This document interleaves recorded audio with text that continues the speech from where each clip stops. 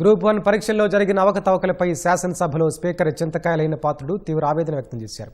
Speaker స్థానంలో ఉండి కాకుండా సభలోని ఒక శాసనసభ్యుడిగా తన మనసులోని మాటను చెబుతున్నారని పేర్కొన్నారు. గతంలో గ్రూప్ 1 అక్రమాలపై వార్తాపత్రికలు, టీవీలో కథనాలు చూసినప్పటికీ వాటి తీవ్రతను ఇంతగా ఊహించలేదన్నారు. అయితే సభలో ప్రదర్శించిన పవర్ పాయింట్ ప్రజెంటేషన్ చూశాక అభ్యర్థులకు ఎంతటి ఘోరమైన అన్యాయం జరిగిందో అర్థమైందన్నారు. ఈ వ్యవహారంలో ప్రభుత్వం ఏమాత్రం మెతక వైఖరి ప్రదర్శించకూడదని స్పీకర్ అయ్యన్న పాత్రుడు తేల్చి చెప్పారు. ముఖ్యమంత్రి చంద్రబాబు రాష్ట్రంలో ఇలాంటి తప్పుడు పనులు ఎక్కడా పునరావృతం కాకుండా చూడాలన్నారు. అంటే నేను స్పీకర్గా కాదు, ఈ సభలో సభ్యుడిగా మాట్లాడతాను సార్. ఈ గ్రూప్ 1 గురించి నేను పేపర్లో చూశాను, టీవీలో చూశాను. ఇప్పుడు మీరు ప్రెజెంటేషన్ ఇచ్చిన తర్వాత చూసిన తర్వాత చాలా అన్యాయం సార్, చాలా ఘోరం.